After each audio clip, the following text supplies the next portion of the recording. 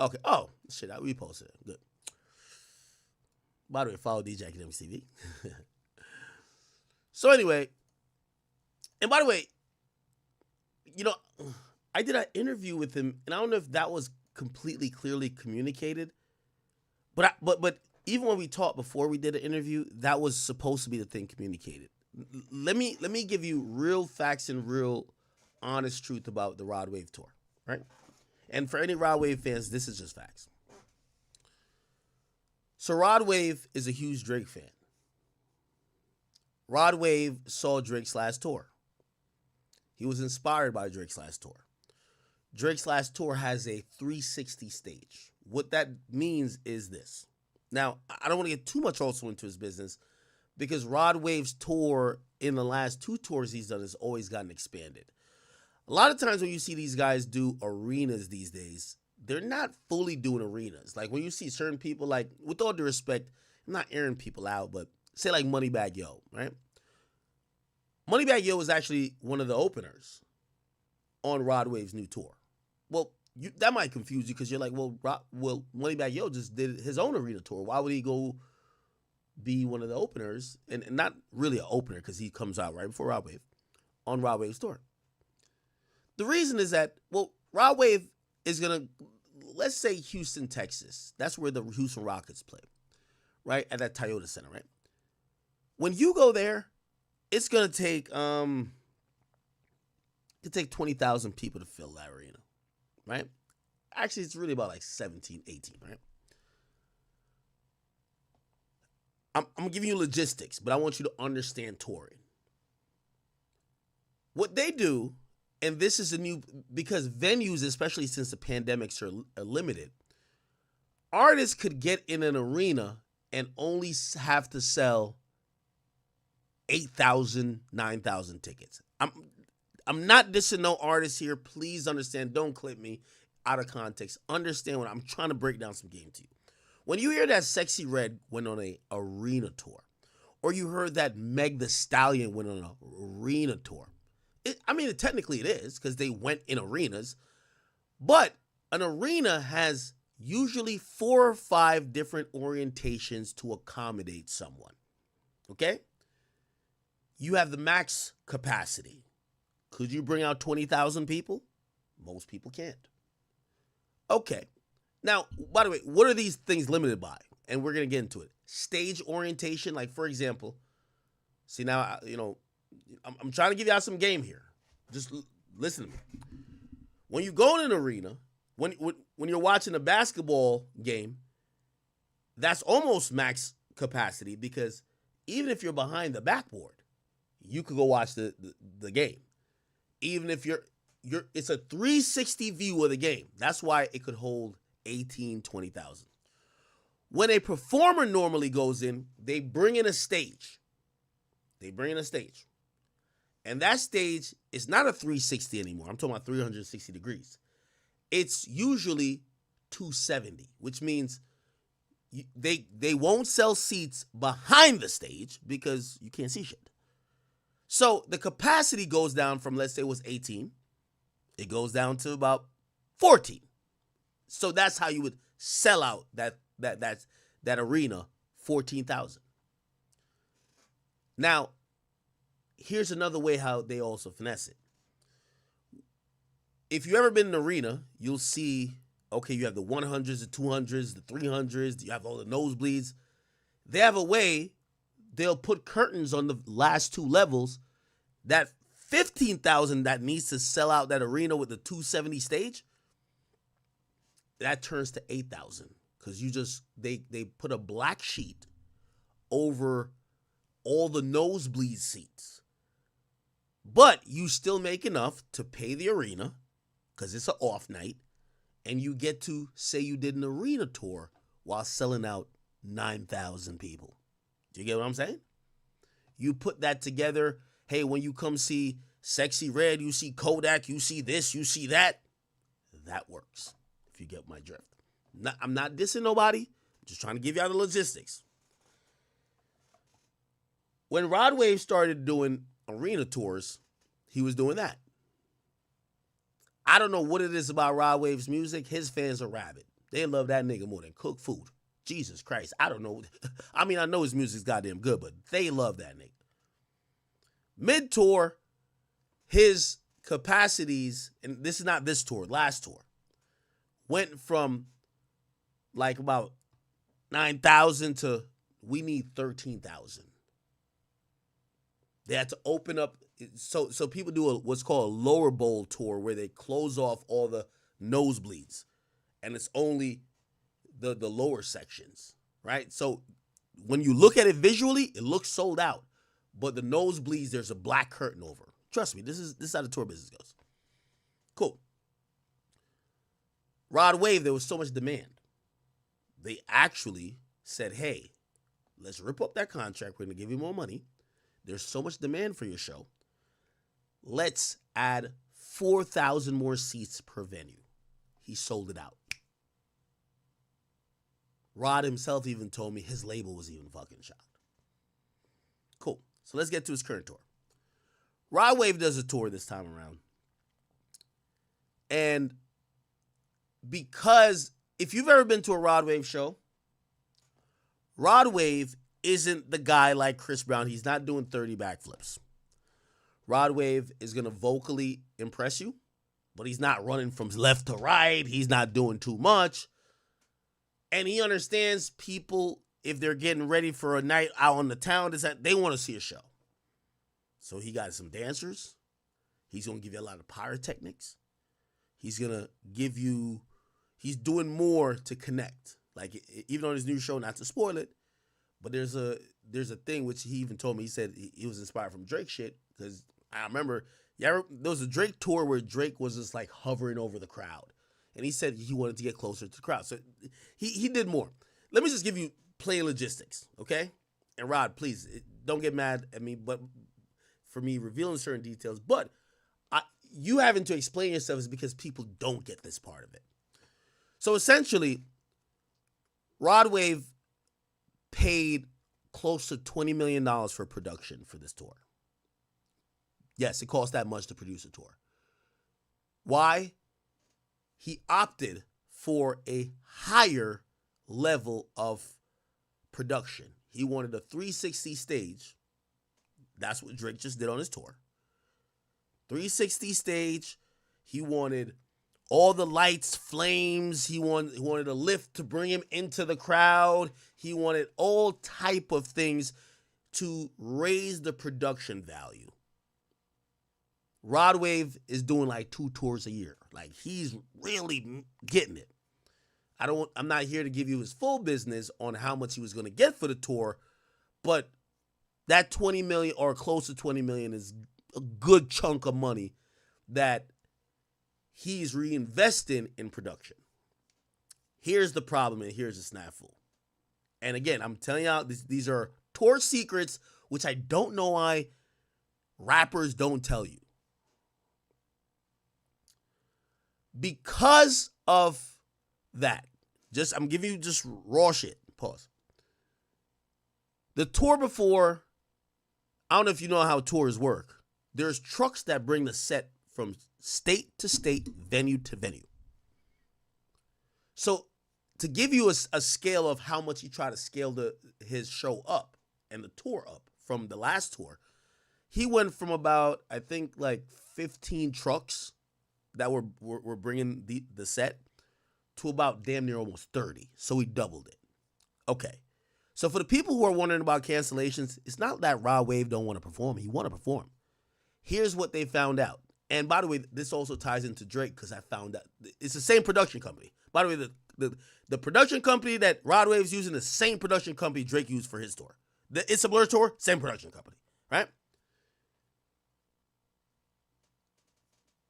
If you go to Houston, remember, these arenas are owned by usually an owner that got their basketball teams playing. When you then up the production that much, the load-in time, you got to get 20 trucks to come in there. They spend about 15 hours, actually more than that, setting up everything to even be able to do the show. What happened is that they realized that if they didn't have 2 days free to be able to set up in the arena, they couldn't do a show. They realized that when the tour started. So essentially, say the Rockets played tonight and say Rodwave show is tomorrow. It's no way the trucks could get in, even if the Rockets is done now, it's no way the trucks could get in and set everything up that Rodwave could rehearse and perform. What does that do? It turns to a shit show. If you try to do it, because they had a show where some of the shit didn't work. It's not Rodwave's fault. He's paying the money, $18 million or $19 million, whatever amount of money he's paying this production company. They told him they could do it in the time. They gave him the schedule. Schedule don't work. Oh, no, we need to be in there a day before, full, that you can have a walkthrough, then a rehearsal, bring Tusi on, bring Moneybag Yo, that we could get the show going on. So cancellations came anytime they couldn't get to a venue to be able to set it up right, because even Rodwave was upset when the show was, like, certain shit was missing, because the production company said, yo, it's just too much. We can't do it in this time. We can't load everything up in 10 hours. It just takes more. We need 18, 19, 20 hours. So that's why the cancellations came at first. By the way, do you want some? I'll throw a little tea out there, I guess. This is production shit. Obviously, I didn't get this from Drake, duh. It's the same reason why Drake tour got postponed at first. Remember when you heard Drake had to postpone some dates? And I don't know, Drake never... I wish Drake would have tell us this. Drake postpones. It's a blur. Like he had pushed back some... Yeah, the start. You know why this happened? Same fucking problem. It's the same production company. They got to get in there, load shit in. They're doing arenas. These arenas, especially when there's basketball, hockey, there's all this thing. That's why Drake's tour was pushed back. That's a fact. Now, here's the thing. Rodwave has like this almost stigma where people just look at him like, yo, he's like suicidal. So when he doesn't give all the details, people are like, oh my God, he's not feeling well. Like, what did Drake say? Did Drake give a reason? I'm telling you that was the reason, though. Let me see. Did they give a reason why it was?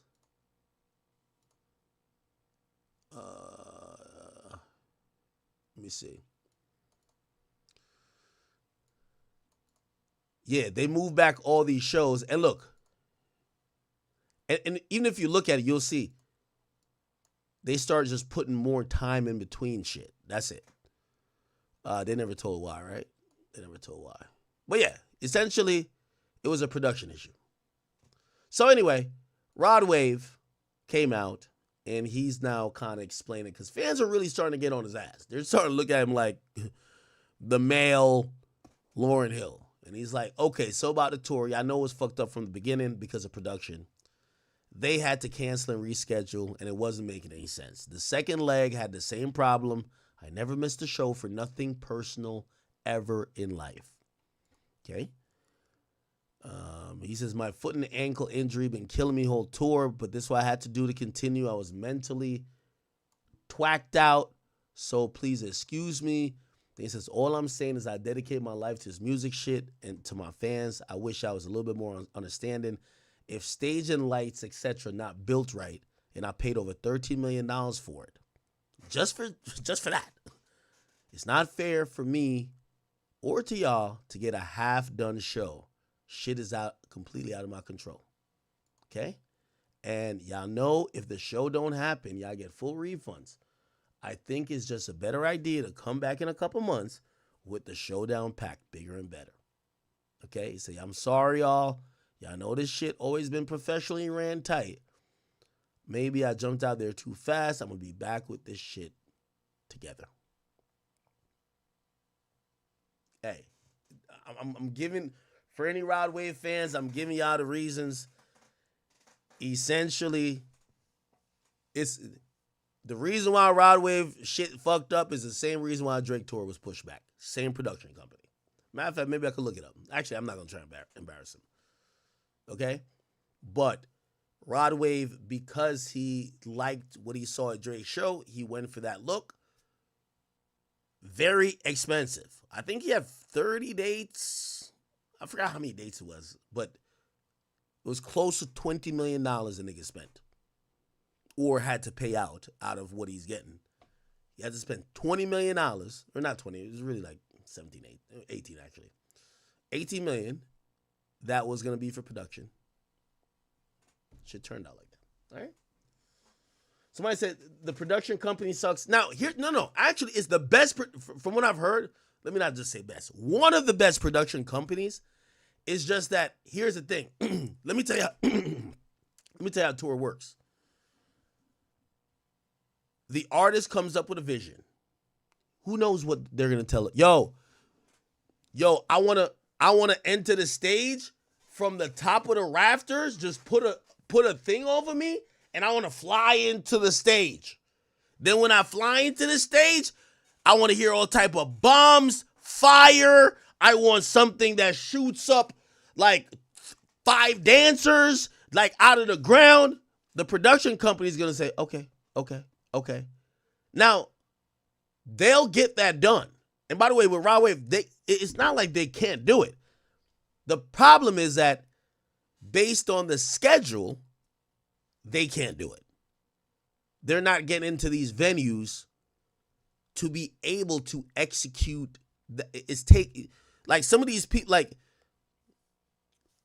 we could probably look at, this is logistics when it comes to tour. You could probably look at Kendrick's tour. I'm pretty sure he's going to be in that stadium, or that setup is going to be in that stadium a good 2 days before or a day before.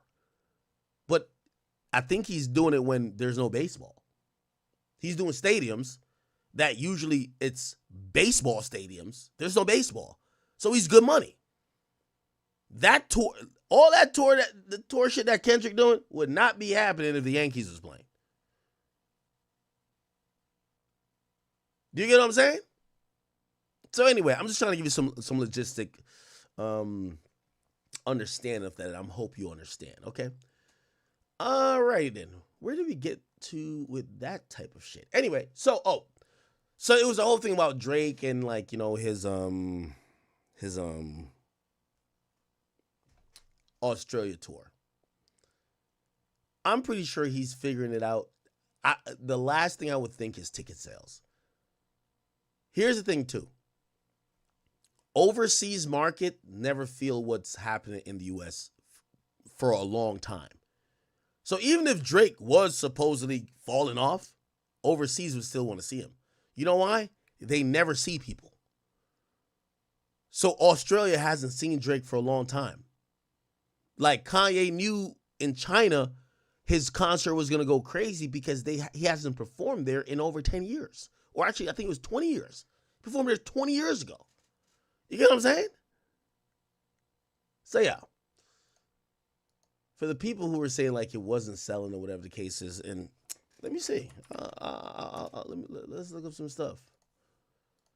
Look up some stuff, bro.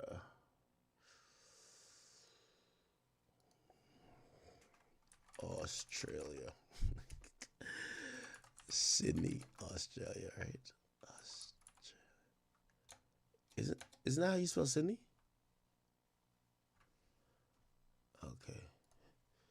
Drake Australia tickets. Let's look it up. Live Nation. Okay, here we go.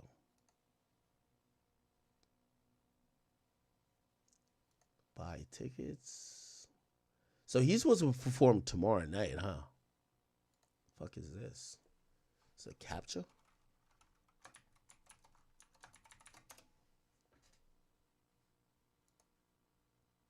The fuck?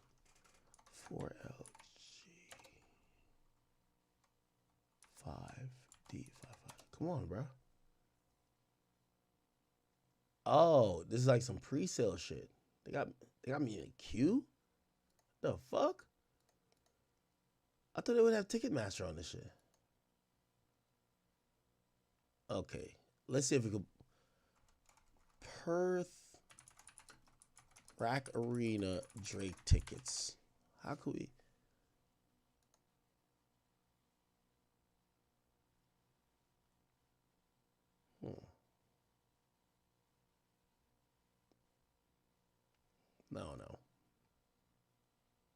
I thought it would be on Ticketmaster. Anyway,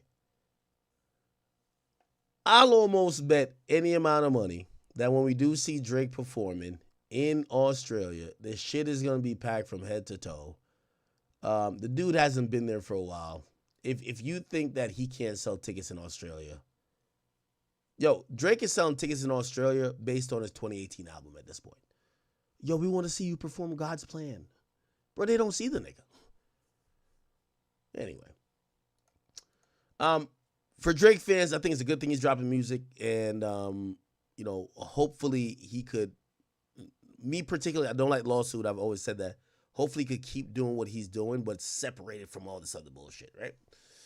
All right. But for y'all fans, y'all could get some new music. Perfect. Let's see. Is there anything else? I don't think there's anything else on Drake. Anything else? If not, we're about to go to A$AP Rocky.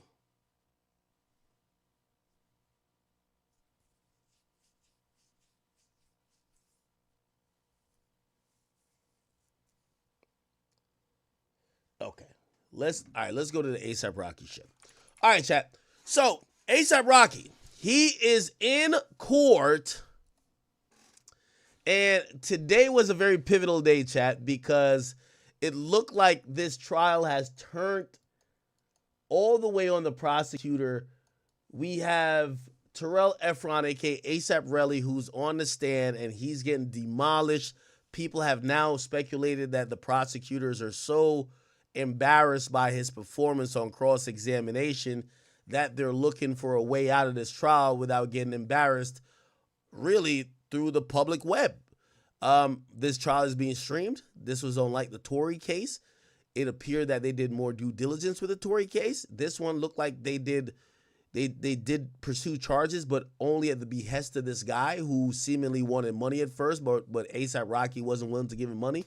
And now they're looking like fools because this dude is not being a good a good snitch, in the sense of half the shit he's saying isn't making sense when the defense attorney's quizzing him.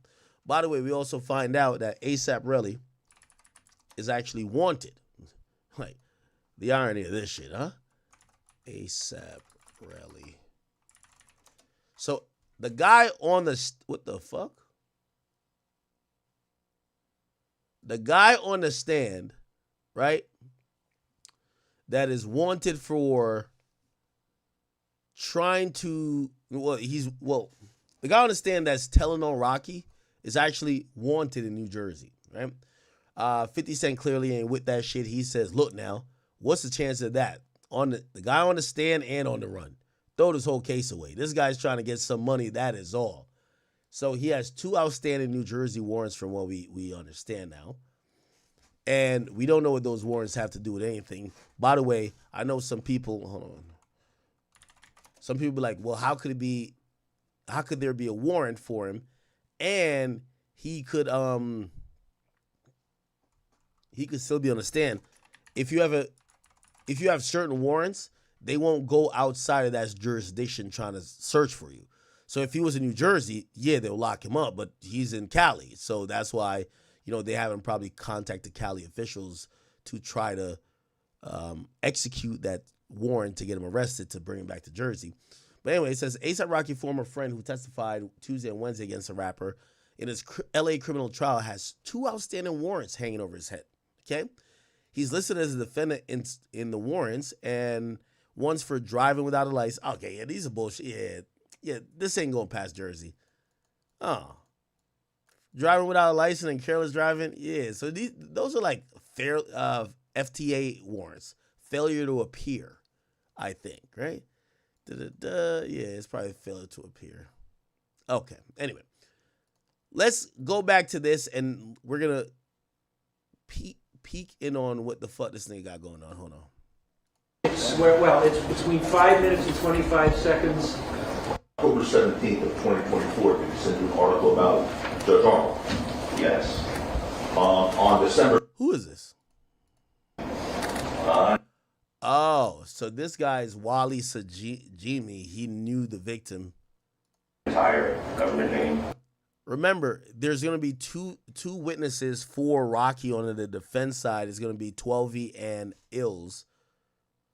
But it looks like the government's case is kind of like thin. Give me a second. Let's get a decent update on this. The Justin Baldoni. Yeah, this shit might be a wrap.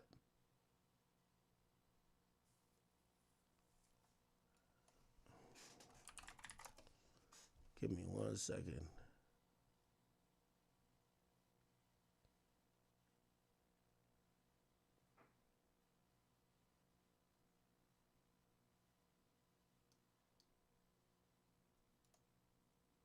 What's up, everybody? And what he saw, not good for this witness. Be presented in front of. Okay. Was it lawyer for workers? Maybe not. All right. So, I'll just go off Twitter.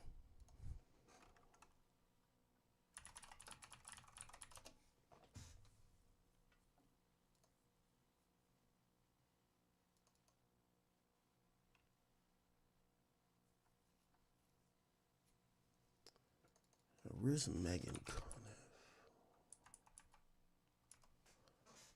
All right, here we go.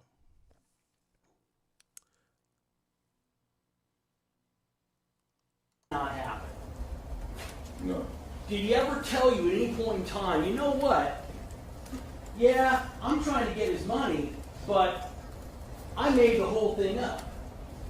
No.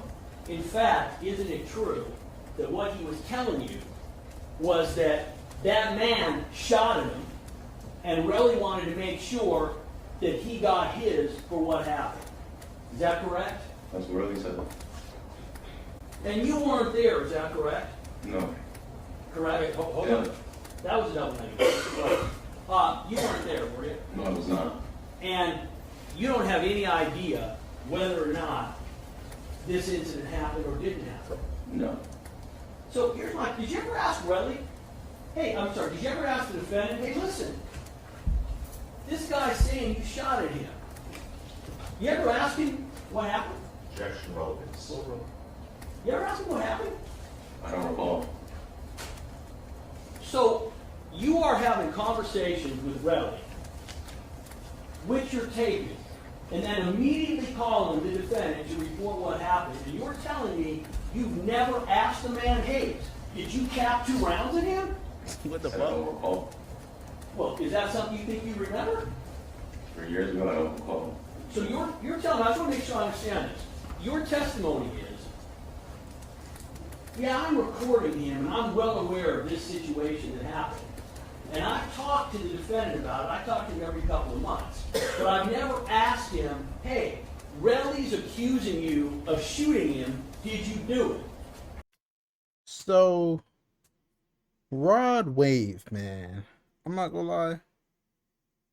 The whole, like, situation, all this stuff. I feel bad that his tour, you feel me, is on a halt. He should be straight, though, bro. It's Rodwave, you feel me? I'm not gonna lie. It's something with Rodwave's music where, like, you could just tell the artist that would never fall off based on their music. Like, Rodwave makes timeless music. That's what I love about Rodwave. Like, he makes anthems. He doesn't really make street songs. Like, he's a street dude, but he makes, like, anthems for the girls. Like, feel me? And then he makes, like, funeral songs, heartbreak songs. Like, feel me? Rodwave is, yeah, like, he's like a Florida A Boogie. Like, it's crazy to say no diss to A Boogie. I feel like he's a Florida upgrade A Boogie. And that's the way I see Rodwave. Rodwave is tough, man. Feel bad that his tour is I don't think it's canceled, but it's postponed. So we just have to wait and see how everything goes. Feel me? Hopefully everything goes well. But it's your boy Big Act News. Make sure you like, comment, subscribe, and I am out.